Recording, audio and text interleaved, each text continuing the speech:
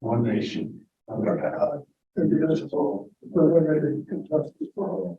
Forgot to hit the record.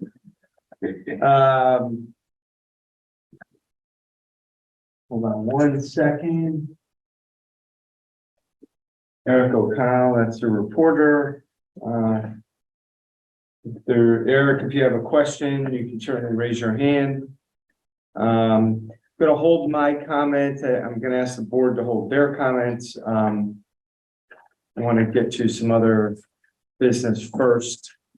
We can move people along here. I'll do the meeting minutes from June 20th. I'll make a motion. Is there a second? Second. Any comments? You guys feel like they're in order? Yes. Okay, all those in favor signify by saying aye. Aye. All right, thank you. Jeff, I'm gonna have you go. Okay. Good morning. My name is Jeff Jacobson, Nathan Jacobson and Associates. Carl has asked me to make a presentation for Main Street Connections Park Phase 2. As you may recall, when the police station was demoed, there was a master plan for providing recreational opportunities as well as a pedestrian connection between Main Street and Lynn Street. Phase 1 was completed with a steep grant that included the parking and a portion of the sidewalk. Actually, Phase 1 did include bocce courts, but because of funding limitations, they were deferred to this phase. And in the meantime, the pickleball courts were constructed. So this will continue where the pickleball courts are. Well, actually, the pickleball courts are right in here. And it'll continue the sidewalk through around through this parcel here. This would be the police services building, and it will come through here and continue out between the St. John's driveway and the fence for the police services station out to the existing crosswalk in Lynn Street. All of the existing parking that was associated with the CL&P building, all that pavement will be removed. The site will be regraded to provide a gentle grade down towards this corner. There'll be some benches here with some shade trees. And in this area here will be the bocce courts. There'll be shade structures at each end for the players, some benches to be able to view the activities there. It will also be handicap accessible. So we have a handicap ramp here with a removable sideboard, so we can get handicap accessibility into the bocce court. So I think that's pretty much it. This is proposed to remain as kind of an open, active area for people, you know, whether they have their dogs or whether they want to throw a frisbee or throw baseball or whatever. So it'll be an open grassed area. It's a passive park. It's right. You know, there's not a lot of parking over there, where the pickleball courts are. So, I don't think any sort of intense use would be supported by the parking or by zoning for that Right. matter. Right. So it's not meant to be a dog park. It's not meant to be anything but a space where, you know, people might, as a park, might come and sit and, again, do activities, kids. Certainly I can tell you that there's a fair few people who are very interested in that sidewalk connection from Lynn to Maine. I have a lot of people on Lynn who are very interested in that, so.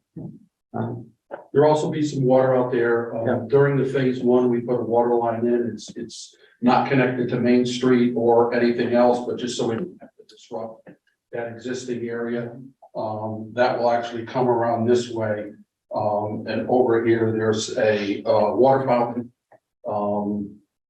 It's a 3-level water fountain. I think Parks and Rec has already purchased it. It's, you know, for people that are standing up, people that are in wheelchairs, or actually dogs down at the bottom or pets. So there will be water out there, along with a yard hydrant for maintenance of this area here. And we're putting another one over here, so Ray and his crew can, clean the bathroom or that area, right there. So I think this will, this is again grant funded and, should complete Main Street Connections Park. As much of it as we can get done with the grant that we have. Yes. What's the delta there? Well, we won't know until we bid it. I think Jeff did an estimate a few years ago. But I think you had horseshoe pits in there too. We have our pits and, we included a water fountain and, a variety of other things, in there, so. And that was like 650 or 700. No, well, Or was it's a little bit less than that, but, we're cautiously optimistic. yeah, Uh, close. It's probably In close. this bidding environment, it's really hard. I mean, Yeah. we've bid projects this year that are good sized projects and get one better. Mhm. Everyone's busy, so. Yeah. Access is not easy for construction purposes, so Jeff and I worked together to contact Frontier to try to get a construction easement or an easement for construction purposes only. That is up at, I don't know if you saw the revision, they had asked. Yes, I me did. To make some assurances to them, it would only be for a certain period of time and only for construction. I haven't heard back. I'll follow up on that. Because there's not a lot of truck access unless you come by St. John. Unless St. John provides us with the ability to use it, but during their school session, I don't know that they're gonna want trucks. So really Frontier makes the most sense that for us while we're building it. For Park and Rec to mow it, they're gonna have to come in maybe behind Right. there. Through this area here. Then we're putting, we're actually showing here, and this is an alternate, this was originally included in phase one, but it was excluded because of funding. Would be a sidewalk like drop off area, right in here, with a short little connection to the sidewalk here that goes to these other activities, but we're putting a ramp in this area, driveway type ramp, so the vehicles can get in through here, to be on a grass surface, but. There's also where bocce courts are and where this entire park is, it borders,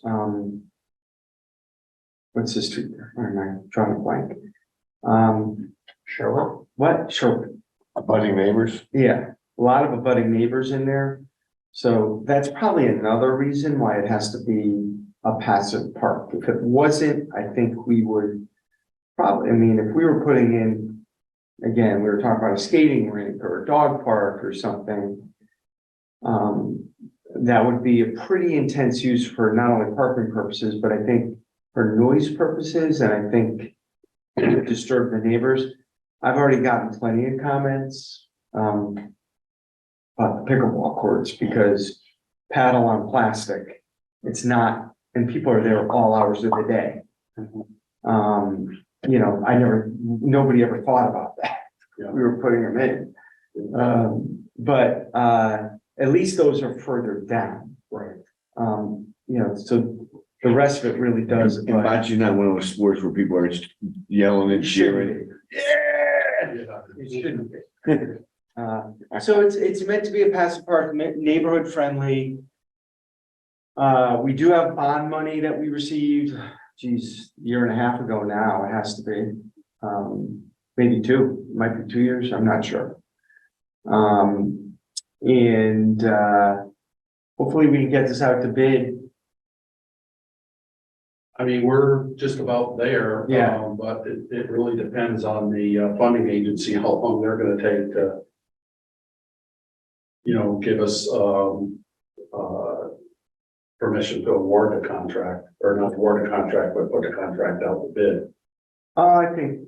You have to get the plans up, right, to them? Well, plan specs, estimate, a variety of different things, but, I don't know how long, it'll take them to authorize. We're looking at, I'd say the fall, I think they'll move on this and do, how long on your end?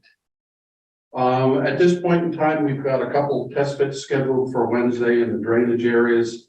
I'm just waiting for the electrical engineer to give us his final drawings, which I might add, there'll be bollard lighting along this walkway as well. The only taller lights will be right here, and those will be only the 14-foot high, you know, typical of those decorative that we've been using in the phase one. And that's not really to light these up for night, but just for safety and security reasons. And if, you know, people may be finishing up a game at dusk or something, it's not made to, you know, light up the whole area at night, yeah. And they'll be on time, these will be on time. Okay, so after this, you think you can, after you get your electrical engineer and the test pits? Test pits are tomorrow. Yeah, Yeah, the contract documents and specifications have all been completed. okay, These drawings are basically at 95+%. okay. So we're. Yeah, I'd like to get this up there, and get you, we've stressed another project Yes, at Main Street, right, so we'd like to get working on that for the fall, right. so.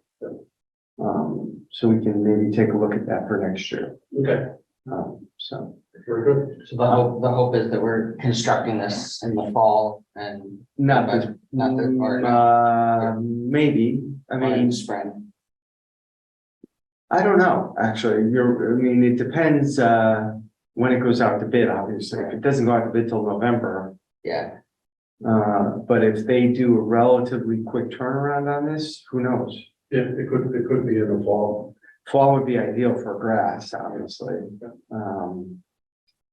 So, but anyway, that's it. It's been in the works for long enough at this point. Need to get it moving. Okay, any questions or? Right, thanks. Okay, thank you then. All right, Jeff, thank you. All right, we're gonna return back to the agenda. Item number 3, comments from the public. I don't see any hands raised or anybody else other than the reporter. My comments are, so I was asked if I wanted to be appointed to the Mira Dissolution Authority. And you know, one of the reasons I said yes was for the same reason I was on the Mira board. I'd rather know what's going on. That's it. You know, when Mira 9 months ago, prior, you know, before this new bill got passed dissolving Mira, they asked if I wanted to chair Mira because the chairman had stepped down. I said, no, I don't want to chair it. I said, but I want to be on the board still. I didn't want to chair this board that was just, you know, going to get dissolved. I had no interest in that. So, and it's basically the first time I ever said no to someone when they asked me if I want to serve. But when they asked me if I wanted to continue on the Mira Dissolution Authority, I said yes. I don't know what that's going to look like. I have no idea. The appointment was made by the House Minority Leader. I have not heard of any meetings, nothing. That's number 1. Number 2, they are releasing a new round of steep grants. So I've inquired of Jeff yesterday, in fact. I thought we would apply for a steep grant for Town Park. See if we can move that project along. Because we have some other money set aside. We might be able to get it done. And we will get a steep, I mean, we'll get it, I think. I mean, I'm very optimistic about that. So Jeff will have to has pretty much put together some preliminary drawings, has to put it, you know, an estimate in. And I suggest, obviously we'll bring it to the board at some point, but let's try to get one of our strategic plan projects done with Park and Rec. Yes. So, I will let this board know. I've already mentioned that to Ray, Chris Costa, Jana. But I think it'd be great if we can inject 500,000 towards that project. what's the timeline on the steep grant? Got to apply by, I think it's August 14th, I want to say. What's that? That's just quick. It's fine. That's not a, Okay. they're pretty easy. Jeff's done a lot of work on this. So you don't need to have project drawings. You just need to basically say, here's our concept plan, here's our estimated cost. Yeah. The way we got this project right here, Jeff and I walked out there one day, he just, and we submitted it, we got it. That's not a steep grant, but, it's something he should be able to pull together. And lastly, just to follow up on Celebrate Old Saybrook, two things. Number one, I think the event, were you here for, you were here for it? No, you weren't, okay. I'm sorry, I mean, it was a blur of a day, but, massive success. The more I learn about it, the more it's incredible that the team that was assembled and was able to pull that together in 3 months. The more I think about that, so many of these vendors are locked in for a year in advance. And for us to have gotten folks in 3 months and have had that kind of success doing it was remarkable. So I want to very specifically, and in a letter to the Harbor News, it should be in this week. I thanked the chief, Chris Costa, Brett Elliott, Jonna Paradise, and Ray Allen from Park and Rec, Jennifer Donahue, and Judy Sullivan. That was a team. Everybody did a ton of work. I've used another expression, but a lot of work to get this done. And it began at 1:30 in the afternoon, and Jennifer Donahue and I were sitting out there and we looked at each other at 1:29, and the street was packed. And we were like, it's done. We did it. Because there were so many people there. I swear we almost both cried at that moment. The bands were great. So that's number one. And the vendor feedback was awesome. Especially the beer vendors. Some of them felt like they were bringing a knife to a gunfight. Maybe that's not a great expression, but they were swamped. The food vendors were swamped. The kid zone was a huge success, and I credit to Park and Rec because we basically said, do it. There was a race car thing, Big Daddy Racing, and originally we were gonna charge like $3 a race. And John of Paradise came to me like 2 or 3 weeks before, and he said, for $1,100, it's free racing all day for everybody. And you know what? It was the right thing to do. Every kid can play 18 times if they wanted to wait in line. It was, there was no parents saying, oh, you played enough, it's $24 or, whatever. Just, a lot of comments from people, great organization. People could not believe how well organized it was for a first time event. And Chief is good at that stuff. Let's face it. He did a lot of the organization. But Jennifer and Judy were up at the state parking lot by the train station at 10:30 with vendors, lining them up. I mean, that's grunt work, and they did it. And I appreciate that. But the organization was pretty amazing. Brett Elliott and John again with the music, but Brett did a lot of the music. Renting the stage from Bristol was a home run. That was the right thing to do. Brett had a sound producer there. I didn't know we needed someone like that, but we did. And so the music went incredibly smoothly. The music was I thought the right mix of music. So all in all, very good.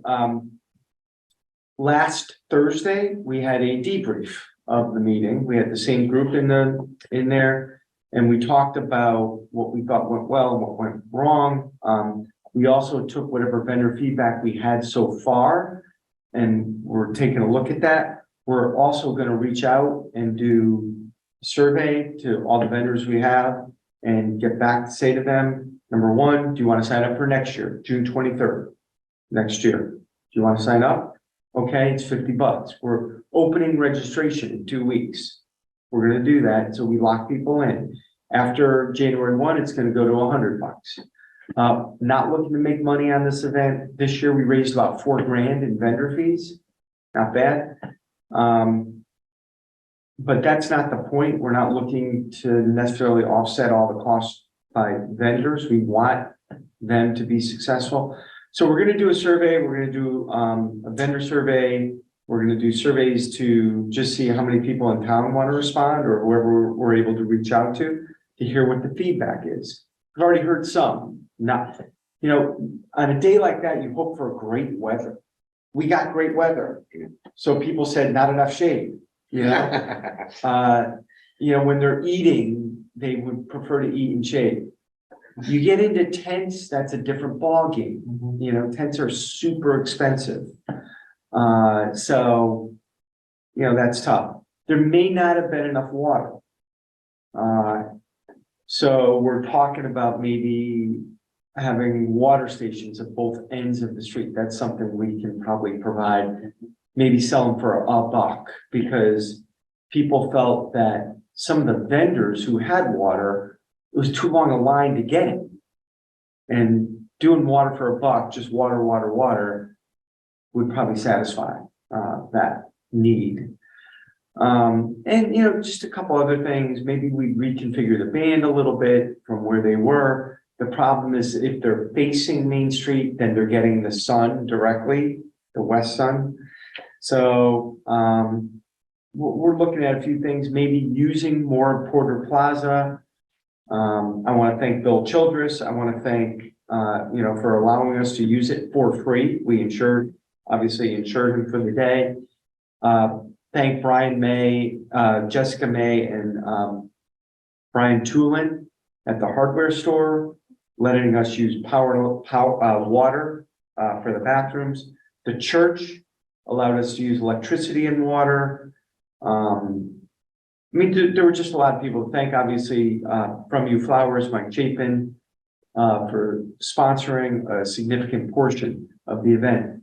I have a folder. I haven't done the work yet, but I've tried to collect every expense related to this, including personnel, because there's a cost to the event. And I think we need to know what that cost is, and maybe eventually fund it in the budget. Could we probably raise 50 grand a year to put this on? It's probably about a $50,000 event with personnel. The personnel costs, everything's double time, was probably 20 to 22,000, somewhere in there. Those were the personnel costs for police, public works, town hall, Jennifer, even Tom Pete Terenzi was out there for a few hours, not many. But there were a few folks, and then the schools had 5 guys help us. And those were all double time, but they did a great job. Everybody did a great job. The bathrooms were clean. The lunch tables were clean. We got all that. So, a lot of details, a lot of logistics, and we'll do it better next year. We'll do it bigger and better.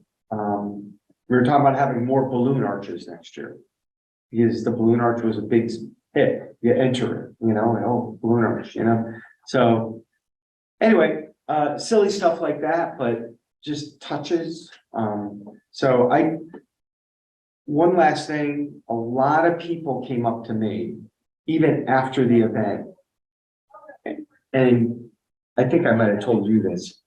The comments weren't like, oh, what a great party. They were that too, but they were thank you. So many people said, thank you. And it's like, I'm like, oh, you're welcome, I guess. And I always made sure to thank the team, number one, because I'm the easy guy to thank, because I'm easier to find in many ways. But it was really the team. But I think people were just so excited for this type of event on Main Street. And, so, you know, I thought it was really cool. And we were, you know, the chief got a bunch of emails. I got like Noreen took a couple messages Tuesday. Pauline McDougal called to express great job. Tim Russell called, expressed great job. Derek Kennedy, was great job and thank you. So, there, in addition to everybody people are still stopping me and saying how great it was. So really happy about that. Again, Carl, just to follow up on that, I talked to several people in our complex, and most of them, are from out of town. They moved into Saybrook, and the expressions about, how much the town does and put on something like this, they were really almost overwhelmed and surprised and happy that. well, that's good because the music was right near your complex. So, if any complex or group of folks were going to be a little bit unhappy, it was going to be your complex because that's where the music was, even though it was facing away. The Glitter Girls were there. Oh, man. Yeah. They got on stage. Because they're all over I Facebook know. and all that stuff, and that's so great because they're so much fun. So again, we're working on making it better next year. Happy to have, more, if you guys want to be a little bit more involved and, assuming we're all in our positions or not, who knows, but, the town, I think, should carry this on, one way or another. So those are my comments on that. How about from the board?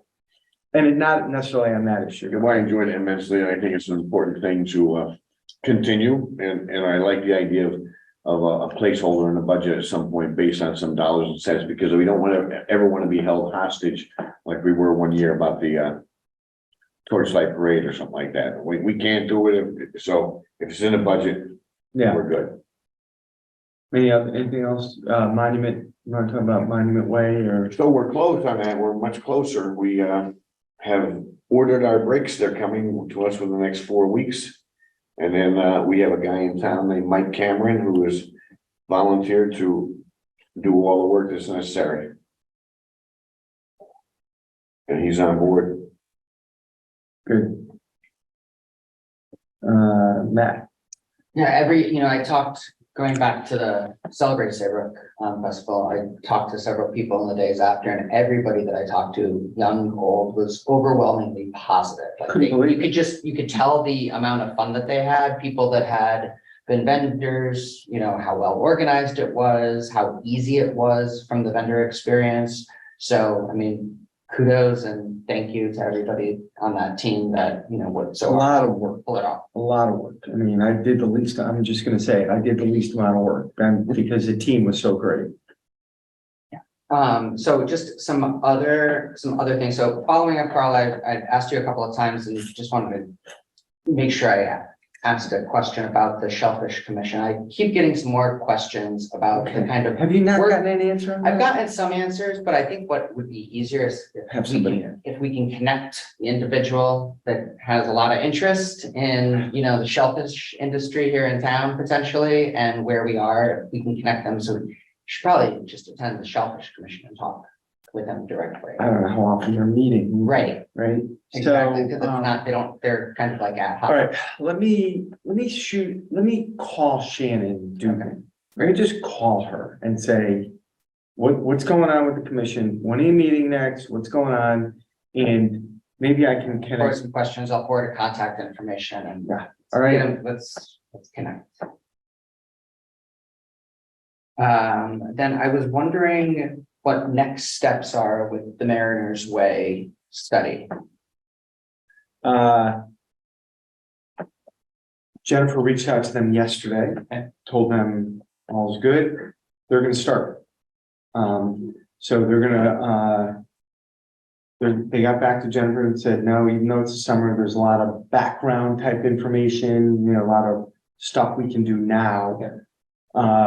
They do want to have, an initial meeting. And so Jennifer said, who should we have there? How big? And I said, let's just keep the same group together. Mhm. So you're gonna get an invite for the initial meeting. Great. So that'll be probably, actually, she was trying to schedule it either the week of the 17th or 24th. Okay. Okay? Sounds good. Two names that I was thinking about, what kind of core people do we involve, and two that I wanted to pop out, and I think it makes sense for you to reach out as for selectmen. We are really lucky in Old Saybrook. We have Paul Lavoy, who's the chief manufacturing officer for the state of Connecticut, who's a resident. And then Kelly Valeras, who's Yeah. the head of the Office of Workforce Strategy for the state. So both of them are seeing a lot of industry trends and what's working, what's not working. They're talking with lots of areas. They're aware of a lot of things nationally and locally and regionally. So I think even if they don't serve, in a session, but maybe they know the right people around here to involve in conversation, I think that. Well, it might be good for the consultants to just go have a sit down. Go have it, exactly. And they know Saybrook as well. That's So, perfect. yeah. Yep. Thanks. Yeah, not a problem. Good idea.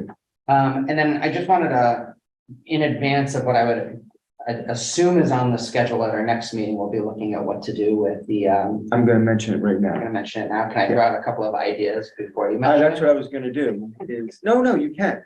Okay. Yes. So one, sidewalks, going back to, going back to the park, I think that it's really important that we look at making sure that we have several capital projects that we've started to move forward. The park that we had the presentation on earlier, the sidewalk, the crosswalks on Main Street that we're looking to fund. We're not sure what that final cost is gonna be. I wanna make sure that some of those things that we put money or we have funds towards, we're able to complete them to the scale that we want to. In terms of just prioritizing sidewalks, and this kind of goes to the steep grant, two places that I've been thinking about is from Route 1 up to Town Park on Schoolhouse Road just not going to do this necessarily overnight, but throwing these ideas out there.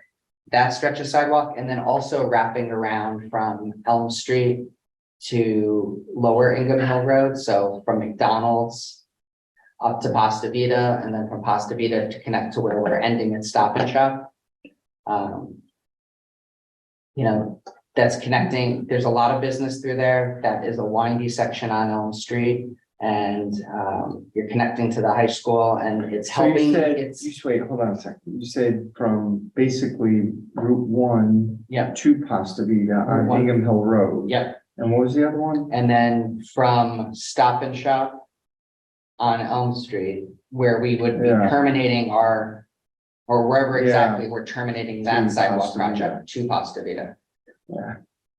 And one of the things so last week on Elm Street there, across from the two new buildings next to Pasta Vida, they were cutting back by Fireman's Field and seating. And I said, wow, they're creating all this space here. That's probably the right side of the road for us to be putting sidewalk to make it easier, because it is definitely a twisty little stretch. Anybody trying to walk and navigate through there, it's not safe. So, go ahead. Right, ideas. No, nothing is necessarily straightforward and easy. So two other ones, Elm Street again, that area under the train bridge floods, and there has to be some sort of engineering solution, because I'm thinking back to it was Christmas Eve day, or 23rd of December, we had a bad storm and that got flooded for hours, and the traffic backup throughout Old Saybrook that day, because the school buses weren't able to go through that way.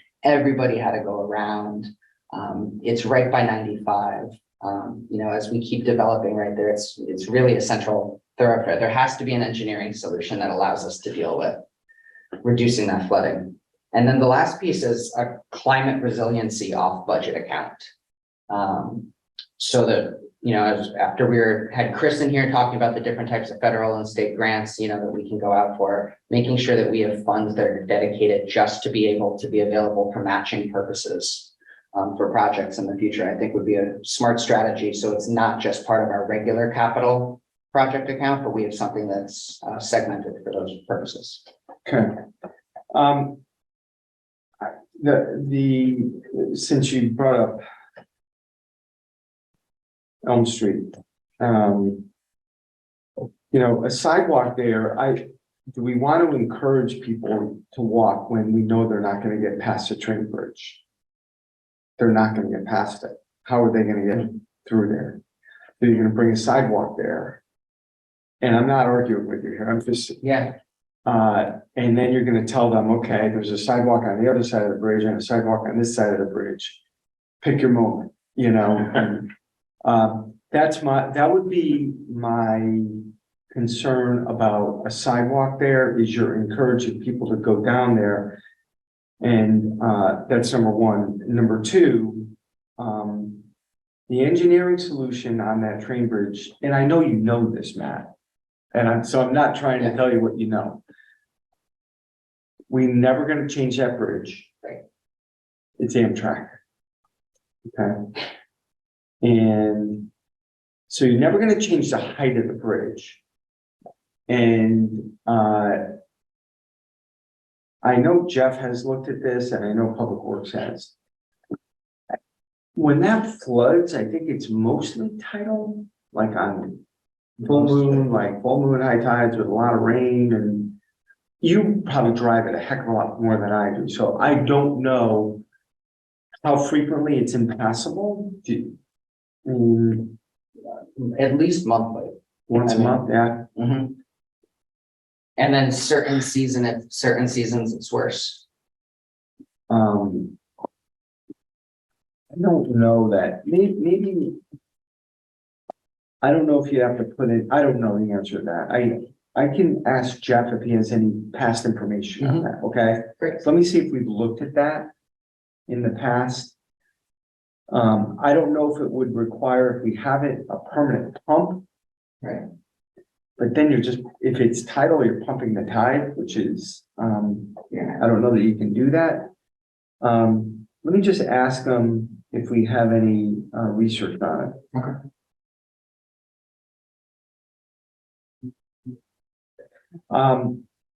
Route 1 to Town Park, I've had a request that's a long haul. That's a scenic road also, so you'd have to take that into consideration. Let me ask Chris about that. I've had some people say, wouldn't it be nice to at least go up part of the way, off Route 1 onto Ingham Hill Road, onto Schoolhouse. As you know, I've tried to repair sidewalks, not build new ones. We're close. I've had other requests that, they'd like a sidewalk, coming over the causeway going towards Fenwood, where the sidewalk begins. So there's no sidewalk. There's a very wide shoulder.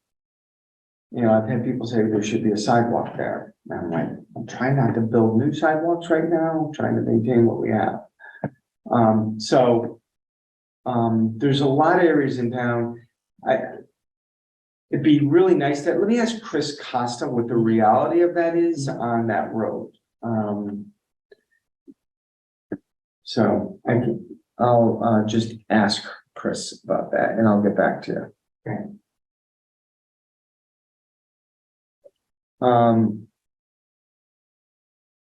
So let me just go through these quickly. These were a couple of my thoughts. Not all of them are mine, by the way. First things first, by the way, we estimate the surplus to be coming up on 2.5 million. Mostly on the revenue side, like we said all along, okay? Big. First thing we're gonna do is put 332,000 into our reserves to maintain our reserve fund at 17%. That's number one. None of these are written in stone, so I know, there's been a request, and it's not my request. Park and Rec and, the chief of police and Larry Hayden and Mike Gardner got together to look at a townwide camera system, at all our parks. Kavanaugh, Trask, Kavanaugh, mini golf, Town Beach, Harvey's Beach, Clark Park, Ferry Road, and in addition, the transfer station. About $250,000. I floated this idea a little bit. I've gotten mixed reception on it, just to be honest with you. But you know, why do you want something like that? A lot of people would say we don't. There's people who say you don't. I don't want cameras there. But maybe you do for vandalism purposes. If there was ever any kind of a crime against a person purposes, stuff like that. So just that's out there. I think Park and Rec will probably present that with the chief. Okay. Acton Library generator, they've got a couple quotes. It's about $110,000 to put a generator there. Diesel or gas, very similar price. It is a place of refuge for Goodwin School students. If there was ever an emergency at the school, that's where they go. We want to make sure there's adequate power there. I think that's a good idea. We've talked about making town hall a little harder in terms of for safety purposes. A lot of the offices you can just walk into, like, you know, Jennifer Donahue's, and not mine so much, not the first selectman's office so much. And what that would do is we'd have fobs. So instead of having to get your keys out and turn the lock, you'd just be able to wear something, fob in, and the doors would lock. And maybe at Jennifer's office, we'd have a half door, but the door would lock. She'd be able to fob in, so that when she's, you know, if she goes to the bathroom or goes to have, you know, she doesn't have to get keys out. That's something we talked, there's a couple other ideas associated with that, but that's $32,000 to put in a proximity reader and electric door strikes at 19 locations in town hall. We have a safety committee that meets quarterly. It's actually required by OSHA that we have a safety committee and that we meet regularly, and we do. The folks in town hall kind of want this. Make them feel a little bit safer in the world we live in. So just putting it out there. Last year, we put aside $125,000 to fix the parking spaces on Main Street because there's a lot of, we didn't get to it this year. The money's off budget. We have several bids. It's about $170,000 to do it. So I'm asking, I thought it was gonna be more than that, to be honest, to get everything done. So I'm asking for another 50 to go with that 125. Alan Hull at B&L, we told him, go ahead and do it after Labor Day, obviously. Last year, we put aside some money to pay Jeff Jacobson on all these grant-related projects. Now we're talking about a new steep grant. We're gonna have the sidewalks on Route 1. We're gonna have, you know, whatever. So I'm asking for some engineering, additional engineering money for either grant-related projects or to seek out grant-related projects. That could be climate resiliency projects, stuff like that. I'm suggesting at least $125,000 for fiscal year 24. I'm also asking for $250,000 for sidewalks.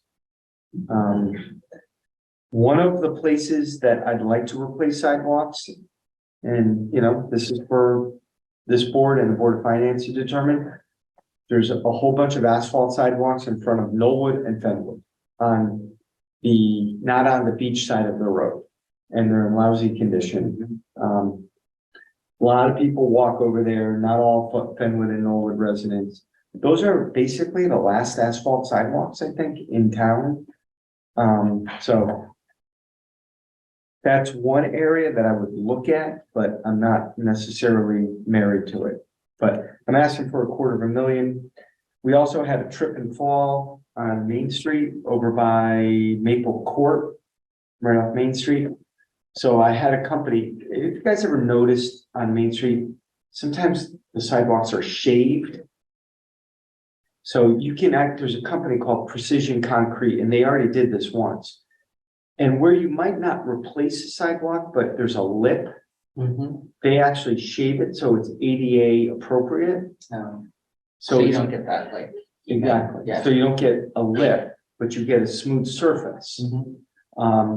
So we had a trip and fall there, and they've identified about 50 locations. That I put it in this, it's $8,500 for them to go all the way to Saybrook Point and back. And to fix all of them. We did this about 7 or 8 years ago, but sidewalk moves. The invasive species group, we put 50,000 aside last year. I don't know if you guys know this, they're doing great work. Lynette Wacker has a group of very active folks. They've committed about $40,000 of that 50. I'm recommending we put another 30, not 50, to keep them going. The 40 gets them 3 years for the projects they've chosen, down one at Saybrook Point, one at Founders Park. So it took them a little while to get up and going, but they've been meeting regularly. They're very enthusiastic. Recommending that we put 30,000 aside for Celebrate Old Saybrook next year. I'm recommending $50,000 put aside for the revaluation this year, because I'm expecting that we might exceed, well, that it's going to be an unusual year, obviously. Real estate values in Old Saybrook, Connecticut are, I think, sky high right now. I anticipate we'll have more appeals. We may have to hire an appraiser or two here and there to fight them, maybe additional legal fees. So 50,000 for this to either settle cases or to do, but I think there's going to be more activity than a regular reval. In 2018, values went down. This year, they're way up. So Matt, originally I have 85,000 in here for the purpose of funding Town of Old Saybrook resiliency efforts. Now that 85,000 is based on something that Chris Costa asked for, maybe requesting in a grant request. It can also be funded out of ARPA. So I'm happy to put 85,000 in there for resiliency efforts. Just leave that for other resiliency efforts.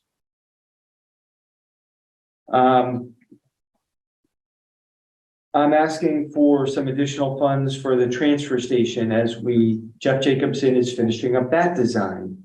And when we actually try to move forward with that design, it's going to cost money. We have some money set aside, about 110. I'm asking for $75,000 to $100,000 so that we can complete that design and actually build what we want to build over there. We haven't used $50,000 from our paving budget this year, so we're asking to roll it over. Early voting, I'm asking for $30,000 for early voting. This is why. This is the craziest thing. Every town and city in the state of Connecticut is going to get the same amount of money. The same amount for early voting. Bridgeport is going to get what we're going to get. Okay, we have no idea what it's going to cost next year, which is the first year, 2024, or in the next municipal. So what I'm suggesting is for fiscal 25, when the budget is being developed, we put maybe 15,000 aside into the budget, additional. And we use this off budget account to supplement the difference. And then after 24, we'll have a good idea. Maybe it's a $22,000 cost. Well, we'll take 7 from this, and then in the 26 budget, you put in 22. And so you just have some money so you're not doing it all in 1 year, and we don't know what it's going to cost. That it may not be 30 because we're already getting, I think, 10. So maybe it's 20, it's something. There's a number there just to implement it over the next few years. Because there's going to be costs we don't know. There just are. And let's do it right. It's here to stay. Let's just make sure we do it so that we have no issues with it. The Board of Ed is going to probably request some money. I don't know what that is. We put 175,000 into the 24 budget for an HVAC system on the roof. It's going to be more than that. So I'm asking for an additional 60,000 because we need to do some electrical work. And the actual cost of the unit is about 200,000. We had no air conditioning or very bad air conditioning in here last week. It was 83 degrees in a lot of the offices. People weren't that happy. So that unit needs to be changed out. So the next two things were negative on two different accounts. Beaver Dam Trail, did I tell you we did get a grant money? Did I bring that up or not? So I applied for local bridge program funding for Beaver Dam Trail. We didn't get it last year. We did get it this year. It's 50%. A conservative estimate. That Jacobson has out there is a $2.2 million project. From our end of it would be 1.1 million, if that were the case. I don't think it's going to cost that much. However, the design costs to date have been $80,000, just so you guys know. I used a lot of the 80,000 in the regular engineering budget, and then I started putting money off budget.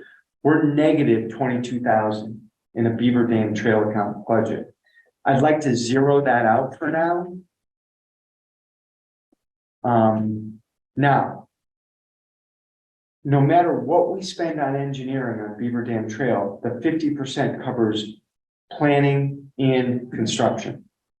So we will get money back from the state for all our engineering. If it ends up being 200,000 in engineering, the state will give us 100,000 plus 50% of the construction cost, okay? So I'd like to zero that out. The chamber building needed a lot of work recently. It needed a new paint job. And there was leaking in the basement. So all the stone all around it had to be caulked. We're negative $8,000 in our gateway account for the chamber. I'd like to zero that out so that we can start, and the chamber rent goes into that account so that we can start building that account in case they need a new furnace or something. So that's that. We're going to recommend putting some money in a pension reserve fund, even though we have, I think, 300,000 or so in there. There's going to be a recommendation. The police pensions don't, very honestly, they don't, what they call the multiplier. You guys familiar with that term? It's how many years you worked, a percentage of your pay, and then you multiply it by usually a number like 1 or 1.5 or 2. Typically it's 2 or higher, or 1.5. So there is going to be a change there. The fire department volunteers, we're going to recommend a change there. It's been 10 or 11 years. So there's going to be additional pension costs coming up. What I'd like to do, whoever it's going to be, is phase those in and having a pension reserve where we can budget another 25, offset it with 25. Budget 25, offset it with 25. Bring it on slowly over the course of 4 years, that type of stuff. Gas boy, where everybody gets gas at the Public Works Garage, Larry Hayden is recommending a $28,000 replacement. Yeah, apparently that runs on Microsoft XP from 20 years ago. He said it has to go. 28,000 for a new capital project there. Very simple things. The ambulance barn, we own that piece of land that they operate on. They'd like a new light pole because it's very dark on their driveway. It's $5,000. They got several bids. Like to buy, all the waste recycle bins we have on Main Street, the blue ones, nice attractive ones. We'd like to put 2 more on the town green, about $5,200 for 2 of them, $5,400. And then Matt, to your point, we put aside $500,000 in ARPA funds for the Main Street crosswalks. We know it's not enough money, maybe another $250,000 towards that. And that way the money is there, most of it, if not all of it, to do the project when it's designed. Okay, That those just for conversation. Thank you. Thanks for listening. All right. Any comments before we move on? I want to add one item to the agenda, so poor Charlie can. All right, so those were under my comments also. Just quickly, I'd like to add to the business before the board part of the agenda. An update on, I'd like to add this to the agenda, an update on River Valley Transit. Is there a second? Sure. Okay, all those in favor? It's added to the agenda, so I'll turn it over to you, Charlie. Thanks for being patient with us. Okay. Oh, so interesting. Trying to follow the money. Yeah, well, I know. Go ahead. Go ahead, okay. The handouts that you can all follow. This was for They're good hats, actually. They are good hats. Scott, Well, thank you. that's, also calls the agenda and the map. The main item, of course, is the merger, which went through, as of July 1st of last year. And to give you a picture of what that's really all about, if you open this, phone, this little packet there, Scott, you can see, at the top is, the Middletown, what was the Middletown, routing. And then from there on, the bottom is what, Ninetown had been doing for years. And now the whole thing is all together. I would point out that up in Middletown, you can see there's a lot of activity right in the area of Middletown itself. That is mostly, urban transportation that they have. There's a little bit of rural, but it's totally different than what we have been doing in the south. So incorporating that is, it's almost like two separate businesses. And for other reasons I get to in a minute, this is where it's at now, and it's a big operation. Yeah. That's going on. So far, we've had no major or significant problems, in the merger. A little bump here and there, but nothing major that has created a problem for us. So the merger itself, which wasn't a merger for legal reasons, but the three towns that were in the Middletown district were Middletown, Middlefield, and Durham. They have officially joined the estuary district. So now, instead of being 9-town transit, we have 12 towns. So that was part of why the name had to be changed. After a lot of discussion, the best name came up was River Valley Transit. So that has been in effect since April 1st of this year. All the naming, etc., that went into it has been set up. With the merger, the main office is now up in the building in Middletown, which the state had put up for Middletown, and all of the executive operation is now up in Middletown.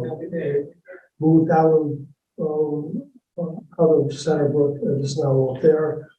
And it is being supervised and run by the executive director, who was from Estuary, and the finance director was also one, so they have moved up there and taken on the additional obligation of running Middletown, so those two people, Joe Coniford, who's the executive director, and Helena is the financial director. She does a terrific job of keeping track of everything. They're operating out of the Middletown office. The Shoreline office down in Saybrook is still there because it's an operating office down there. And that will keep on going for quite a while yet. So, and the rental on that will continue as long as we need it. In going through the merger, there were a number of studies that were done, as part of the merger requested by DOT. One was a fare study. What should we do about the fare? And the basic fare, single ride, prior to the merger was $1.75. And DOT set up a consulting company, contract with a consulting company to do a fare study to determine what would be the right fare, after the merger. And I don't know if it was significantly or not, but the consultant company come out with the answer that the proper fare, single fare should be $1.75. Now, to my mind, I don't know how they come up with $1.75. It's just such an unusual number. It's difficult, but that's what it is. DOT wanted it, they got it. For a single fare, the consultant tweeted the multi discounts. When you do a monthly or a weekly, you get a reduction on they played with that a bit, so they changed them, reduced them, supposedly made them better. But the fare is still $1.75, which I have discovered through some of my contacts. The drivers on the buses do not have any money, any bus money. They don't make change, they can't make change. So for the passengers going to go, you either have to have 3/4 with you to make $1.75, or you got to put it in two $1 bills and you don't get the 25 cents back. So. But it takes credit, they take credit cards too, right? Pardon? Credit cards? That's what? You can take credit cards, right? I don't know that it has. It'd be hard to gone believe that they're through not yet. more cashless on their It bus. says here it offers a cashless way to pay along with discounts, so it has to be a phone app. Oh, You could get, a multi, yeah. a monthly or a 10 whatever, 10 pass, and you get a reduction. Yeah, okay. The average now, and some are free. If somebody comes along and says, I can't pay. The approximate average fare now is about $1. And, so between the $1.75 and then the discounted and the previous, it's about $1, and that will go up about a little bit. In the overall picture, the fare collections probably run somewhere 8-9% of our operating funds. So it's not a major item. They get all their money from. DOT, what DOT has to come up with a balance.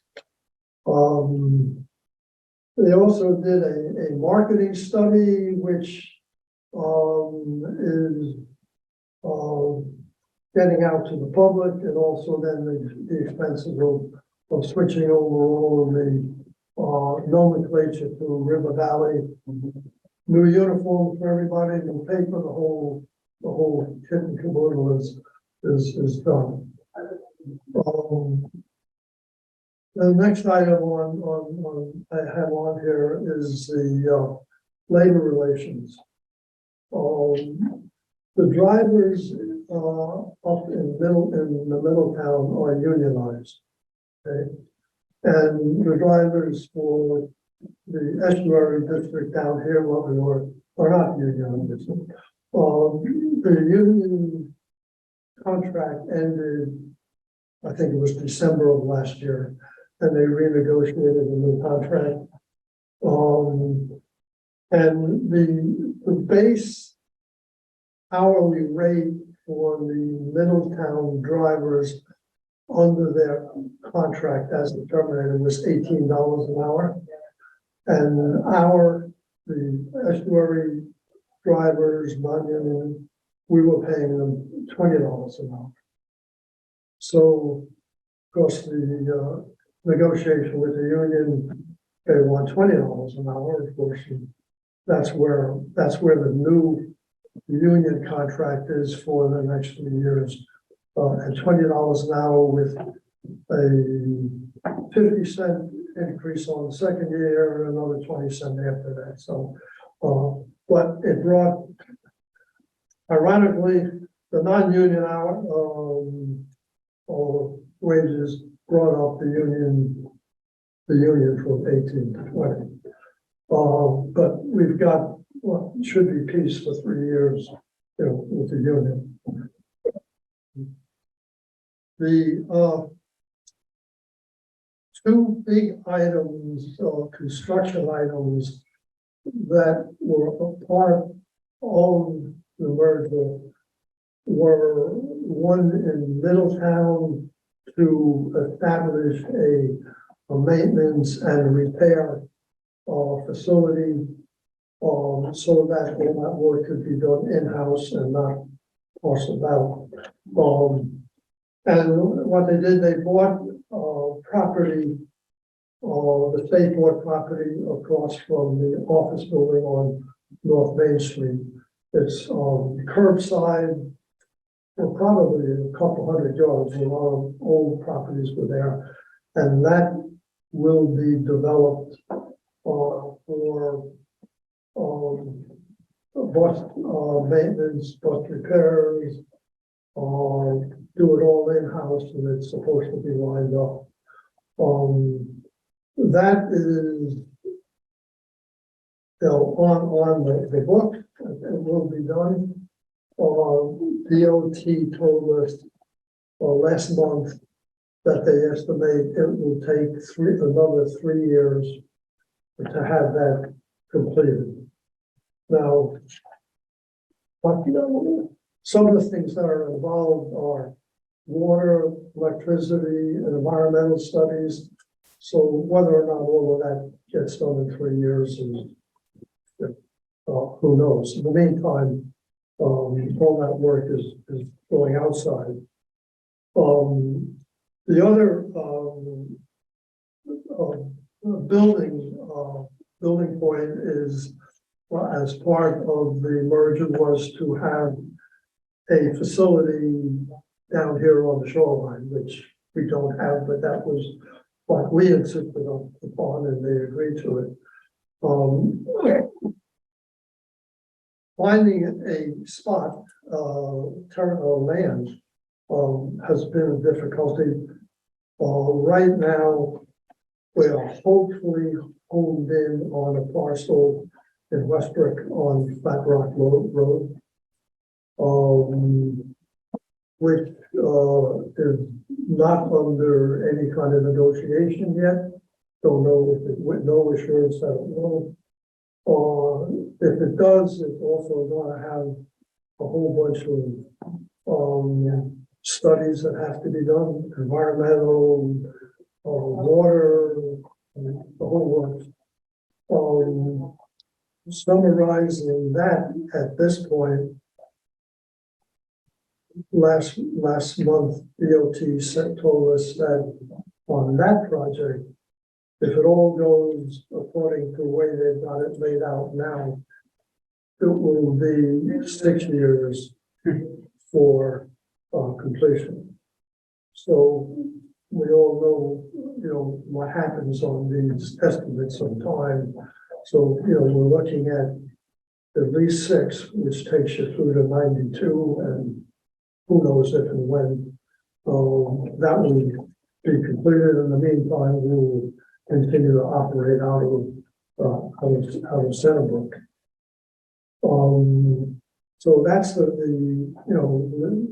two big construction items that are on. We're going to take a long time, and we'll try to keep it posted as that goes along. The other big item was our buses and the environmental side of buses. Next year, we are scheduled to have delivery of 2 new electric battery powered buses. We expect, or we were told, that we will have 1 charging station. Okay? 2 buses, 1 charging station. But the first other item we were told was that it appears that the charging station will not take short enough time so that you can turn the bus around. Okay? So you could have 1 bus running, 1 bus on the charging station, but it's not going to be ready for the next day because it's not going to be charged up in time. They're expecting about an 18-hour charge. So whether or not you get a second charging station, we don't know. It's another part of what's going on up in that Middletown complex has to be as to how that's all going to They'll go. be out of action more than they're in Right. action. Yeah. That's no sense. So that's going to be interesting and see how that goes next year. The other aspect about next year is that an order, and I don't know if this is a state order or a federal order, but there are to be no new buses powered by fossil fuel, okay? Which says they all got to be electric, okay? So starting with the problem that we're dealing with 2 of them next year, and we don't have a renewal or replacement schedule at this point to really know what's going to come. That's a big question. That's up in the air on what new buses are going to come. What are they going to be? Will they have to, give an exemption and say, okay, you can. You're gonna be fixing those diesel buses for a long time. That's what I'm gonna say. That's it, So, that'll get handled in some fashion, but we don't know. Okay. The other thing we have, the last item I put on here was the annual operating budget, which of course gets paid mostly out of DOT. For the combined 2 districts is $6.5 million. That's adding the 2 of them together. We expect that we should be able to meet that operating budget for next year, but after that, with this bus uncertainty, and fuel, who knows. Last thing I'd mention is we had the audit for 22-23, which is the last audit that we had. went through with no problems, no recommendations. So we got a clean bill of health from the audit, the auditors and the feds and the state accepted the audit, so we're clear. And you know, as the treasurer, I can say that we are in a good financial situation. You know, we don't have no financial problems, you know, as of right now. I mean, this obviously all depends upon DOT and the feds continuing with us, but we are in pretty good shape financially, so that part looks good. Any questions for Charlie? So I know that between the fairs and the town contributions, that's like 10% of the budget. Yeah, there's, It's all grant you funded. know what, And 3 years ago, they were worried about the grants. Now they're not. So, you know, that it changes a lot. So, Charlie, I want to thank you for your service. I know you put a lot of time and effort into it, and we appreciate what a thorough report you give us once a year or so. And, you know, it's, I mean, thanks. I mean, yeah, we don't always get this from everybody. So, I appreciate it. I think once a year, the way it's been going is fine. As the progress progresses, you know, on, especially on the two buildings, Yeah, but that's going to be slow. not in our lifetime. You know. Yeah, that's a big deal. So, Yeah, it's a big deal and, we keep And I following. think that bus situation is a big deal. You The know, bus the situation electric is- buses, they shut the entire state down one in the recent past because of the buses that caught on fire somewhere else. And they said, okay, none of those buses. So more buses, that's it. No, that'd be tough. And the smaller buses that we have are old and have a lot of miles on them, so, you know, I don't know, if still be able to repair them tomorrow, what's gonna happen, but that's gonna be Alright. the biggest thing, and all right, thank you. so, okay, Thank you, Chair. thank you guys for listening, Thank you. and, Thank anything comes up with urgency, I'll get off it on the door. Okay. Sounds good. Good, All right, so we'll do a couple appointments to finish up the meeting. I think Georgianne reached out to everybody on this list. Marty Ladd, number one, I'll make that motion to the cemetery committee. Second, All those in favor? Aye. Aye. Dana Cosgrove to the cemetery committee, I'll make that motion. Second. All those in favor? Aye. Aye. HDC, we elevated Alan Cantor. go on, guys. See ya. Because someone resigned, I forget. But we elevated Alan Cantor, Jan Furman resigned. And Bill Silva, Bill Childress, and I think Diane, I guess Erin Sleva was interested. I don't know Erin. I did have email back and forth with her. I think she's unaffiliated. She's willing to come on as an alternate. So I'll make that recommendation. I'll second it. Anything, all those in favor, signify by saying aye. Aye. And then lastly, on the waste and recycling task force, we're down to 3 full-time members. Barry O'Neill has identified this gentleman, John Lundeen, who did attend our last meeting. Seems like he has some energy. So I'll recommend him. Is there a second? I'll second. All those in favor? Aye. Aye, and we will make a motion to adjourn at 9:49. Second. All righty, all those in favor? Aye, thank you.